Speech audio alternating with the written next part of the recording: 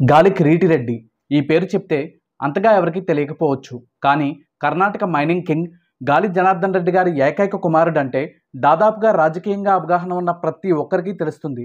ఆయన హీరోగా 2022 మార్చి 4న ప్రారంభమైన జూనియర్ సినిమా మధ్యలో ఆయనకు ఒక యాక్షన్ సీక్వెన్స్లో తీవ్ర గాయాలు కావడంతో, అలాగే ఇతర కారణాలతో ఎంతో ఆలస్యమయ్యి 2025 జూలై 18న ప్రేక్షకుల ముందుకు వచ్చింది జూనియర్ సినిమా.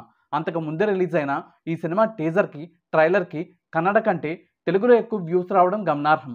అంతేకాకుండా వేల కోట్లకి అధిపతి అయిన గాలి జనార్దన్ రెడ్డి గారి కుమారుడైనా కూడా ఎంతో వినయంగా కిరీటి ఉన్నాడని, అంతేకాకుండా ఎంతో చక్కగా డ్యాన్స్ చేశాడని, జూనియర్ సినిమాలో జూనియర్లా కాకుండా ఎంతో సీనియర్ లాగా తన డ్యాన్స్ కానీ పెర్ఫార్మెన్స్ కానీ ఉందని ఇలా రకరకాల వ్యాఖ్యానాలు వినిపిస్తున్న నేపథ్యంలో కిరీటి గారి గురించి అందరూ తెలుసుకోవడానికి ఆసక్తి చూపిస్తున్నారంటే దానికి కారణం ఆయన సినిమా కోసం పడిన కష్టంతో పాటు ఆయన తండ్రి గాలి జనార్దన్ రెడ్డి గారనే చెప్పుకోవాలి. అందుకే జూనియర్ సినిమా హీరో కిరీటి గారి గురించి తెలుసుకోబోయే ముందు జనార్దన్ రెడ్డి గారి గురించి, ఆయన కుటుంబం జీవిత విశేషాల గురించి తెలుసుకోవడంతో పాటు కిరీటి గారి గురించి, జూనియర్ సినిమా విశేషాల గురించి ఈ వీడియోలో తెలుసుకుందాం. గాలి జనార్దన్ రెడ్డి గారు 1967 జనవరి 11న బళ్ళారిలో చెంగారెడ్డి గారు, రుక్మిణమ్మ గారుల దంపతులకి జన్మించారు. ఆయనకి ఇద్దరు అన్నయ్యలు, కరుణాకర్ రెడ్డి గారు, సోమశేఖర్ రెడ్డి గారు, ఒక అక్క రాజేశ్వరి గారు ఉన్నారు. జనార్దన్ రెడ్డి గారి తండ్రి ఒక సాధారణ పోలీస్ కానిస్టేబుల్గా కర్ణాటక రాష్ట్రంలో ఉద్యోగ బాధ్యతలు నిర్వహించేవారు. బాల్యంలో జనార్దన్ రెడ్డి గారి కుటుంబం పోలీస్ క్వార్టర్స్లోనే నివసించేది. జనార్దన్ రెడ్డి గారి తండ్రి సొంతూరు తిరుపతికి సమీపంలో ఉన్న ఎండి పుత్తూరు. అక్కడ ఆయనకు వ్యవసాయ భూములు కూడా ఉండేవి. 1983లో జనార్దన్ రెడ్డి గారి తండ్రి చెంగారెడ్డి గారు ఉద్యోగం నుంచి రిటైర్ అయ్యారు. అప్పటికి 10th క్లాస్ చదువుతున్నారు జనార్దన్ రెడ్డి. ఇంటర్మీడియట్లో చాలా బాగా చదవడంతో గోల్డ్ మెడల్ కూడా అందుకున్నారు. అయితే ఆ తర్వాత కుటుంబ ఆర్థిక పరిస్థితుల కారణంగా తన చదువును కొనసాగించలేకపోయారు. జనార్దన్ రెడ్డి గారు, ఆయన సోదరులు, సోదరి అంతా బళ్ళారిలోనే పుట్టి పెరిగినా కూడా జనార్దన్ రెడ్డి గారి తల్లిదండ్రులు మాత్రం తెలుగువారే కావడం వల్ల ఇంట్లో ఎక్కువ తెలుగులోనే మాట్లాడుకునేవారు. జనార్దన్ రెడ్డి గారి అన్నయ్య కరుణాకర్ గారు కూడా రాజకీయాల్లో విశేషంగా రాణించారు. 2004 నుంచి 2008 వరకు బళ్ళారి ఎంపీగా సేవలందించిన ఆయన ఆ తర్వాత 2 సార్లు బీజేపీ తరపున హరపనహల్లి నియోజకవర్గం నుంచి ఎమ్మెల్యేగా ఎన్నికయ్యారు. అయితే 2023లో జరిగిన ఎన్నికల్లో మాత్రం ఇండిపెండెంట్ అభ్యర్థి చేతిలో ఓటంపాలయ్యారు. జనార్దన్ రెడ్డి గారి మరో అన్నయ్య సోమశేఖర్ రెడ్డి గారు కూడా రాజకీయాల్లో మంచి గుర్తింపు తెచ్చుకున్నారు. కర్ణాటక మిల్క్ ఫెడరేషన్ చైర్మన్గా పనిచేసిన ఆయన 2 సార్లు బళ్ళారి నుంచి ఎమ్మెల్యేగా కూడా ఎన్నికయ్యారు. 2023 ఎన్నికల్లో బీజేపీ అభ్యర్థిగా బరిలో దిగి 3వ స్థానంతో సరిపెట్టుకున్నారు. దానికి కారణం జనార్దన్ రెడ్డి గారి సతీమణి లక్ష్మీ అరుణ్ గారు కూడా బళ్ళారి సిటీ నియోజకవర్గం నుంచి పోటీ చేయడమే. వారిద్దరూ ఓట్లు చీల్చుకోవడంతో కాంగ్రెస్ పార్టీ అభ్యర్థి నారా భరత్ రెడ్డి బళ్ళారి సిటీ నియోజకవర్గం నుంచి 37,863 ఓట్ల భారీ మెజారిటీతో ఘన విజయం సాధించారు. లక్ష్మీ అరుణ్ గారు జనార్దన్ రెడ్డి గారు 2022 డిసెంబర్ చివరిలో సొంతంగా ప్రారంభించిన కళ్యాణ రాజ్య ప్రగతిపక్ష పార్టీ తరపున పోటీ చేసి తమకి ఎన్నికల సంఘం కేటాయించిన ఫుట్బాల్ గుర్తుపై ఏకంగా 48,577 ఓట్లు సాధించి 2వ స్థానంలో నిలిచారు. జనార్దన్ రెడ్డి గారు కేవలం 21 సంవత్సరాల వయసులో 1989లోనే ఆర్బీఐ లైసెన్స్ కూడా పొంది ఎన్నోబ్ ఇండియా ప్రైవేట్ లిమిటెడ్ అనే ఒక స్మాల్ ఫైనాన్స్ బ్యాంక్ని ప్రారంభించడంతో పాటు అనంతకాలంలోనే దక్షిణ భారతదేశ వ్యాప్తంగా 125 బ్రాంచ్లు, 4,000 మంది ఉద్యోగులతో మొత్తం 350 కోట్ల టర్నోవర్కి తన కంపెనీ చేరేలా చేశారు.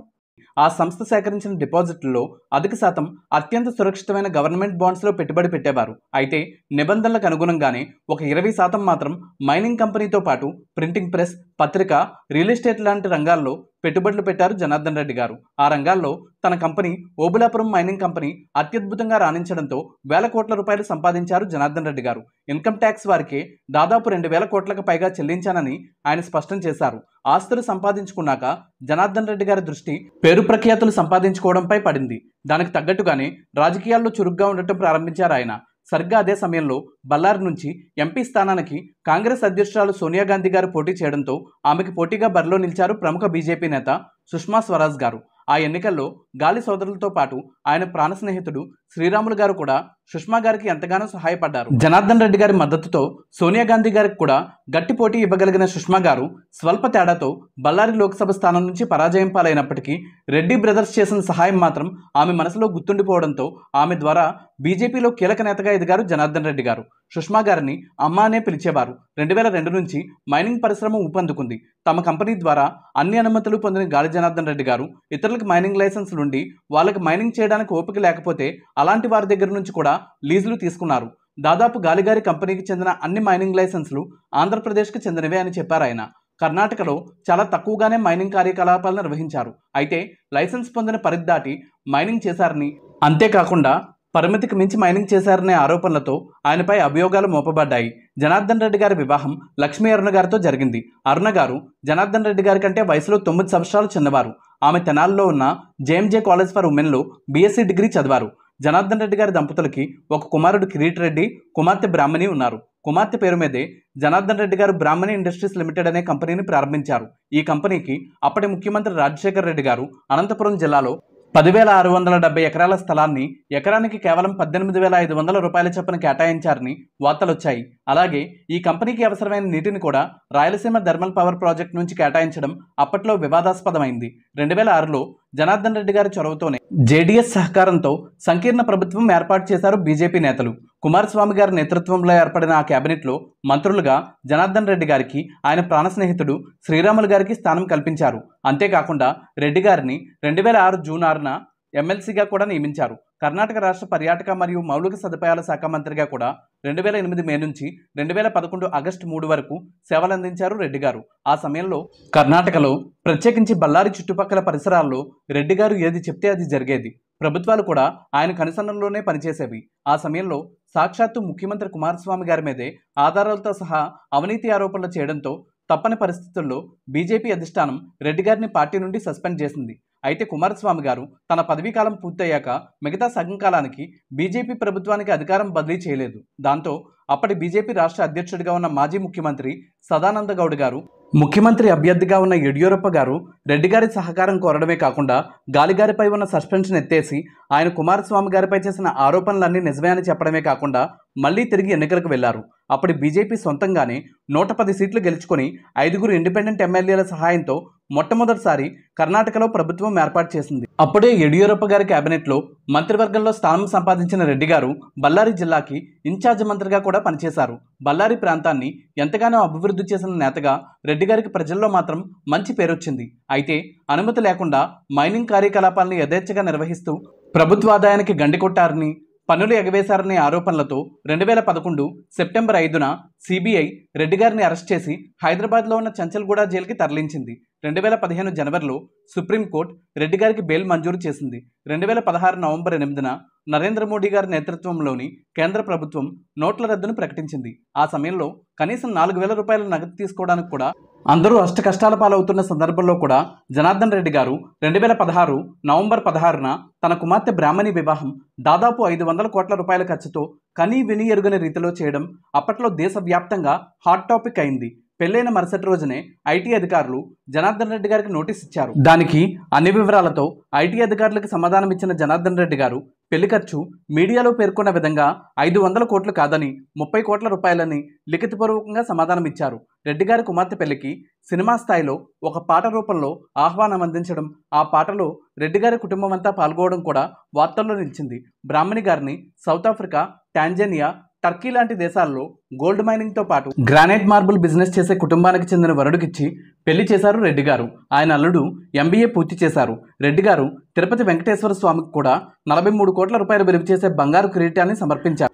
బళ్ళారి ప్రాంతం అనేది రాజకీయంగా కాంగ్రెస్ పార్టీకి కంచుకోట లాంటి ప్రాంతం. అలాంటి ప్రాంతాన్ని పూర్తిగా బీజేపీ వశం చేసి అక్కడ పంచాయతీలు, జిల్లా పరిషత్, ఎమ్మెల్యే, ఎంపీ అన్ని స్థానాల్లో కూడా బీజేపీ విజయం సాధించేలా చేయడంలో గాలి కీలక పాత్ర పోషించారని చెప్పాలి. అంత శక్తివంతమైన జనార్దన్ రెడ్డి గారికి ఇంట్లో బంగారు సింహాసనం ఉందని, అన్ని పాత్రలు బంగారంతో చేసినవే వాడతారని, సొంత హెలికాప్టర్తో పాటు ఎంతో ఆర్భాటంగా ఆయన జీవనశైలి ఉంటుందని విపరీతంగా ప్రచారం జరిగింది. అయితే మీడియాలో వచ్చిన వార్తలన్నీ అవాస్తవాలని, మా జీవనశైలి చాలా నిరాడంబరంగా ఉంటుందని సిబిఐ వారు దాడి జరిపిన తర్వాత పంచనామా రిపోర్ట్లో వాళ్ళు ఏమి సీజ్ చేశారో ప్రతి ఒక్కటి పేర్కొన్నారని సోషల్ మీడియాలో ప్రసారం చేసినట్టుగా మేము బంగారంలో తడిసి ముద్దయ్యే పరిస్థితి ఎప్పుడూ లేదని ఒక ఇంటర్వ్యూలో చెప్పారు గాలి. రాజభోగాలు అనుభవించి తిరుగులేని శక్తిగా ఎదిగిన గాలిగారి సామ్రాజ్యం కూలిపోవడానికి కారణం బాగేపల్లి సుంకలమ్మ దేవస్థానం కూల్చివేయడానికి ఆయన కారణమవ్వడమే అనే ప్రచారంలో ఉంది. జైల్లో ఉండగా రామాయణం, మహాభారతం, బ్రహ్మం గారి కాలజ్ఞానంతో పాటు ఎన్నో మంచి పుస్తకాలు చదివారట గాలి. గాలిగారు 1,00,000 కోట్లకు పైగా అవినీతి చేశారని బయట ప్రచారంలో ఉంది. అయితే సిబిఐ ఛార్జ్షీట్ దాఖలు చేసిన దాని ప్రకారం ఆ విలువ కేవలం 887 కోట్లు మాత్రమే అని స్పష్టం చేశారు రెడ్డి గారు. రెడ్డి గారు ఎన్నో పరిశ్రమలు పెట్టి వేలాది మందికి ఉపాధి కల్పించడమే కాకుండా దాదాపు 45,000 మంది జంటలకి సామూహిక వివాహాలు జరిపించి వారి దృష్టిలో దేవుడిగా నిలిచారు. 1997 నుంచి మానసిక లోపాలు, అంగవైకల్యం ఉన్న చిన్నారులకి 40 ఎకరాల స్థలంలో సొంత డబ్బుతో పాఠశాలను నడుపుతున్నారు. తన తల్లిదండ్రుల పేరు మీద ఒక వృద్ధాశ్రమం, గోశాలను కూడా నడుపుతున్నారు.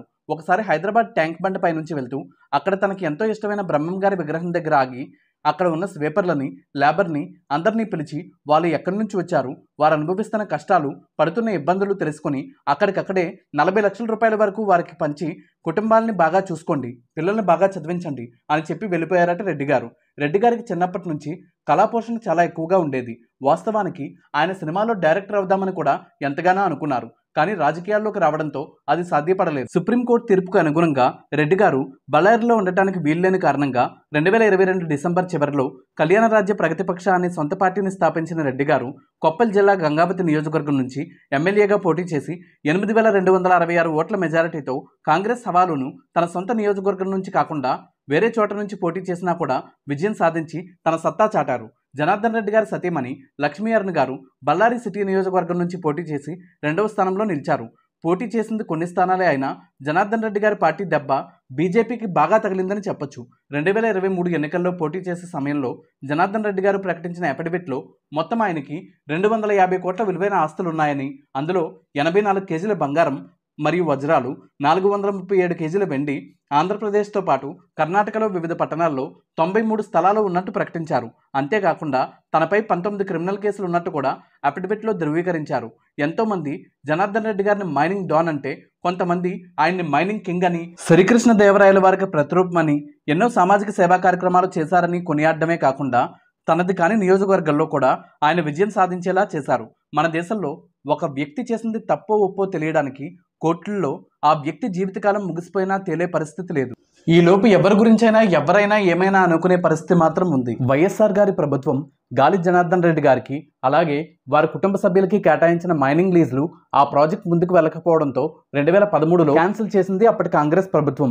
అలాగే ఎంతో కాలం పాటు ప్రాణ స్నేహితులుగా ఉన్న జనార్దన్ రెడ్డి గారు శ్రీరాములు గారి మధ్య తర్వాతి కాలంలో అభిప్రాయ భేదాలు రావడం కూడా మొదలైంది. దానికి కారణం జనార్దన్ రెడ్డి గారు జైలు నుంచి రిలీజ్ అయిన తర్వాత సొంతంగా పార్టీ పెట్టిన సమయంలో శ్రీరాములు గారు కూడా ఆ పార్టీలో చేరతారని, జనార్దన్ రెడ్డి గారి వెంట నడుస్తారని అంతా భావించారు. కానీ శ్రీరాములు గారు ఆ పార్టీలో చేరలేదు. అంతేకాకుండా శ్రీరాములు గారు రాజకీయంగా ఎదగడానికి అన్ని విధాలా కారణమైన జనార్దన్ రెడ్డి గారికి కష్ట సమయంలో అనుకున్న విధంగా అండగా నిలవలేదని చెప్తారు రాజకీయ విశ్లేషకులు. అంతేకాకుండా బళ్ళారి నియోజకవర్గం నుంచి 2023లో శ్రీరాములు గారు ఓడిపోవడానికి కారణం కూడా జనార్దన్ రెడ్డి గారు ఆయనకు పూర్తి స్థాయిలో మద్దతు ఇవ్వకపోవడమే అని, అలాగే ఆ తర్వాత జరిగిన సండూరు ఉప ఎన్నికల్లో కూడా శ్రీరాములు గారికి టికెట్ రాకుండా చేయడంలో జనార్దన్ రెడ్డి గారి ప్రభావం ఉందని ప్రచారంలో ఉంది. అలాగే ఇల్లీగల్ మైనింగ్ విషయంలో అరెస్ట్ అయిన సమయంలో కూడా సాక్ష్యాలు తారుమారు చేసే అవకాశం ఉండకూడదంటూ 15 ఏళ్ల పాటు జనార్దన్ రెడ్డి గారిని బళ్ళారి, కర్నూలు, అనంతపూర్ జిల్లాల్లో అడుగు పెట్టడానికి వీల్లేదని కోర్టు ఇచ్చిన ఆదేశాలని సుప్రీంకోర్టు 2024 అక్టోబర్లో కొట్టివేసింది. అయితే 2025 మే 6న హైదరాబాద్ సిబిఐ కోర్టు జనార్దన్ రెడ్డి గారిని దోషిగా నిర్ధారిస్తూ 13 ఏళ్ల విచారణ తర్వాత 7 ఏళ్లు జైలు శిక్షతో పాటు 10,000 రూపాయల పెనాల్టీ కూడా విధించింది.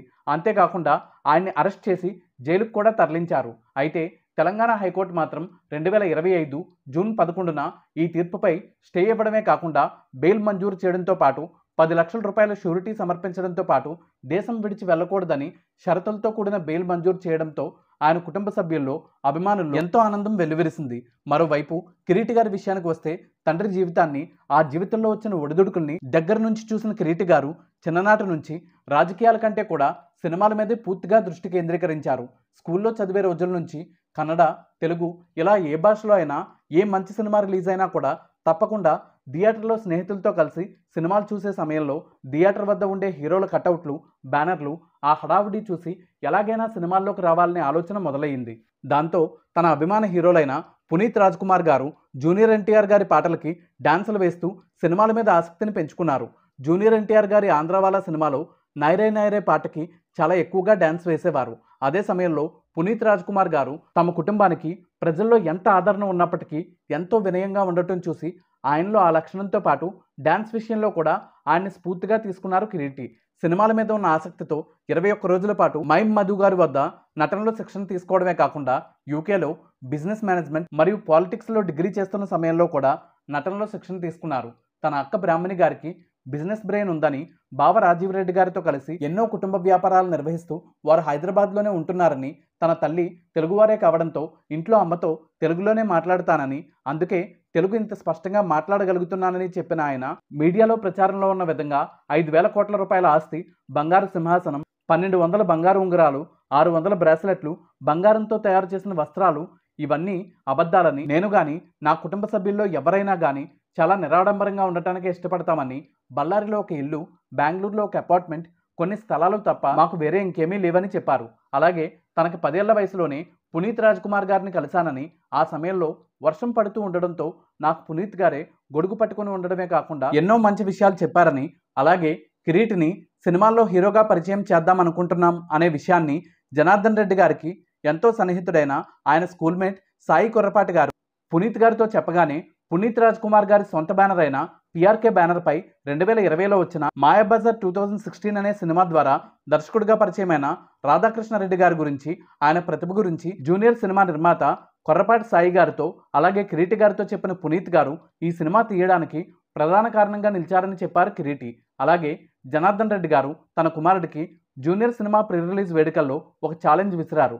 కొన్నేళ్లు పోయాక నువ్వు ఇంకా జనార్దన్ రెడ్డి కొడుకుగానే అనిపించుకుంటావో, లేక నన్ను చూసి కిరీటి నాన్న అనేలా చేస్తావో చూస్తా అని సవాల్ విసిరారు.